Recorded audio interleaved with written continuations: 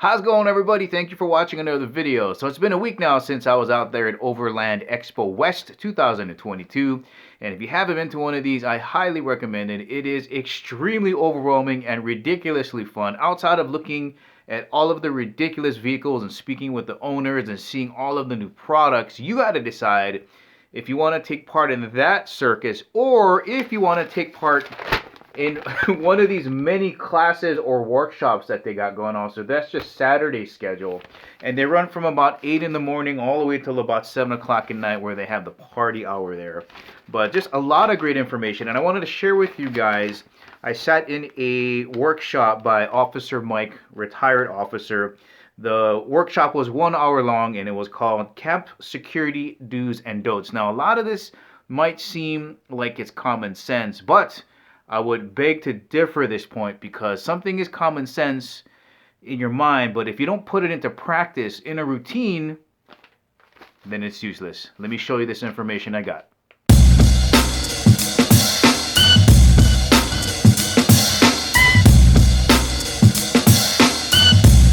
Alright, this information was presented in two sections, basically the human people threats and the animal threats. So we'll start off on the people threat side first.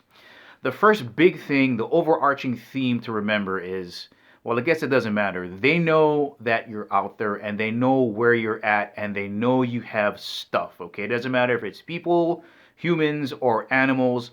The people out there know that if you have enough time and money to be out there, you have nice stuff in that camper, in that RV, or whatever, and the animals have seen us before, and they know that you have food. So just remember, in the back of your mind, always remember, they know that you're out there and they know what you have. Now, I know that seems pretty unnerving, but what you can do ahead of time, if you haven't been to an area, is just do your research. First step being is maybe call into the NPS, a National Park Service, call into the Sheriff's Department so they can tell you what areas to avoid. Maybe there's a lot of dirt bike activity, or maybe there's an area where a lot of people like to go and practice shooting guns, or maybe there's an area that's had an increase in crime or whatever. So it's a good idea to do your research and call ahead to those departments. And then to connect into that point, of course you want to research the campsites that you're going into, whether it's via an application like Onyx, ONX, Dirt, Free Campsites, whatever. You can look on those apps to see the ratings that are people getting, if there's cell phone coverage, and as well as combining that with Google Maps to give you an idea of the topography. Combining that together with calling ahead to the NPS or Sheriff's Department is a great idea when going into an area that you've never been into.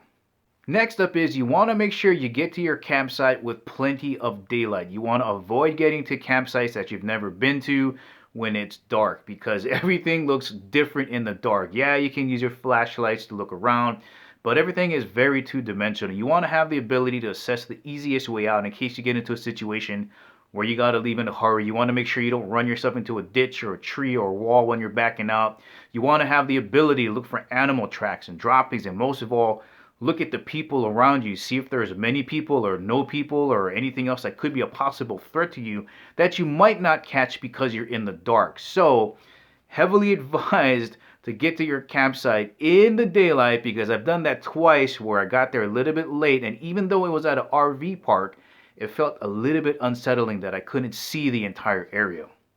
Now, going back to that point about the bad people knowing that you're out there and they know that you have goodies in your truck, there's also the people that you got to deal with that are potentially in your campsite. You don't know if they're good or bad people. You would like to think that they're like-minded and they're like you and I, and everything will be fine. But essentially, you want to keep all of your stuff near to your camper or your RV, if not in it. And I don't really like telling people where we're going, when we're going, and also, it just depends on the person if you feel like talking about the things that are in your RV or camper. So I'll kind of keep that all to a minimum. It just keep the least amount of information that you can give out, and the closer you can keep things to your actual RV or truck, it's going to be better for you. Now, the final 2 points about being in a campsite is you really always want to have one person keeping an eye out for any intruders, whether it be human or animal, that come into your camp area. So let's just say, for example, I'm cooking. Right, I'm cooking, and the other person is just kind of keeping an eye out for any intruders. Now, if an intruder does come in, there should be a preset plan for what everybody should be doing if that happens. So it's a routine, just like a fire drill. Practice it so that it becomes like second nature. So if it does happen, you know exactly what to do and when to do it. All right, let's move over to the critters in the forest like bears or wolves or coyotes or whatever, right? The first thing that he mentioned was you should probably have bear spray. Now, that's dual purpose. It'll work on bears, it'll work on animals, and it'll also work on people. So it's good to have with you. And then keep it close to you wherever you're sleeping. If you're in a tent, bring it into the tent. If you're in an RV, keep it in an RV, whatever. Just make sure that you can get it just in case you get that bump in the night. Now, on that point, I heavily recommend getting the gel spray because it's got less back spray, right? Well, I guess depending on which way the wind is blowing, there's less of a chance that you're going to get hit with the spray. Now, I know a lot of people might disagree with me on this, but if you've never been hit with pepper spray, I mean, any type of pepper spray, it's horrible. I've had it before. I've had the gel in my face before, and it behooves you to know what that feels like because if you deploy the gel or the foam, whatever you got, you hit your target, you make that whatever it is upset, and then it comes back at you. Now you're debilitated. You don't know what's going on. You got to know how to handle that just in case that you get hit with it so you can get away. So some people are not going to agree with me, but you should know what that feels like to breathe it in and to feel it on your skin and to get it in your eyes. It's a hot tamale. Now here is one I didn't think of. Of course, when you get to your campsite, you're going to look around and look for animal tracks and animal droppings. I didn't think about looking up into the trees, and there's a lot of reasons you want to do that, right? Especially if there's mountain lions in the area. But of course, you got to also worry about those large birds of prey that can take small little animals, especially if you're traveling with little tiny dogs. So remember when you're looking around the area to look up. All right, this next point is a little bit more touchy-feely. Could depend on where you're at and the animals you think that are going to be around your area.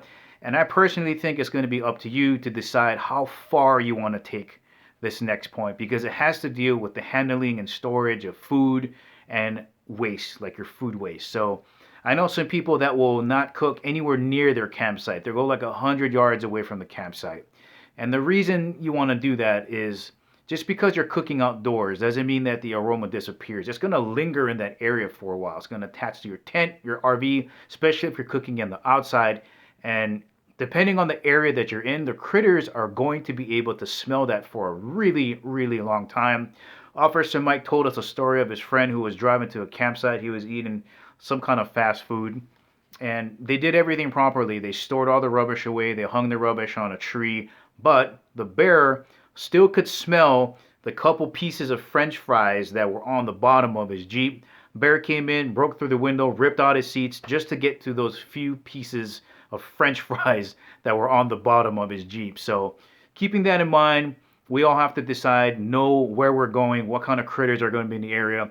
And always remember that that aroma is going to hang around and linger for longer than you think.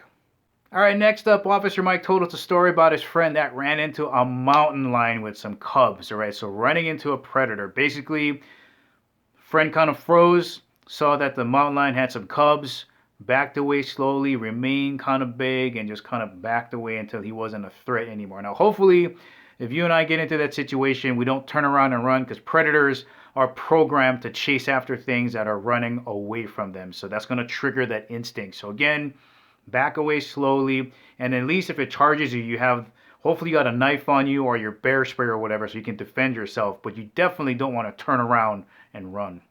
All right, the last thing I want to touch on is traveling with a firearm. And of course, we have to be very thoughtful as to the state laws that we're moving in and out of, have the proper gun storage.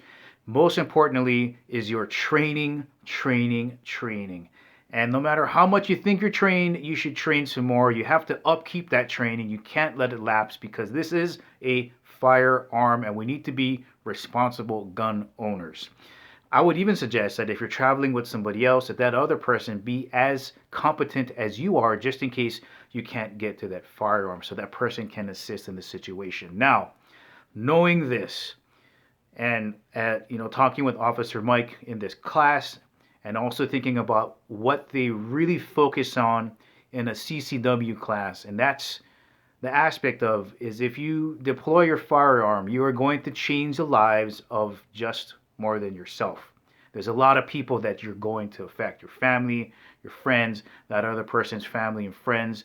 You open yourself up to legal litigation, Think about all the mental, emotional, financial, and physical stress that you're going to put yourself into if you do have to defend yourself. Now, again, I'm not saying that you shouldn't defend yourself and think, oh, I'm going to be in such legal trouble if I don't defend myself. You absolutely should. But if you can remove yourself from this situation or avoid it, that's what's key here. So if somebody is making trouble someplace else and you can get away from it, or if you can call the police, I heavily recommend doing that because it's real. There are real life stories of people that have defended themselves and had themselves just legally destroyed by doing the right thing and protecting themselves by deploying that gun. So again, I know it's a crazy thing to think about that defending yourself can put you into a hole legal-wise, but just remember, if you remember anything about this video, if you're going to deploy that firearm, you're going to be changing the lives of everybody.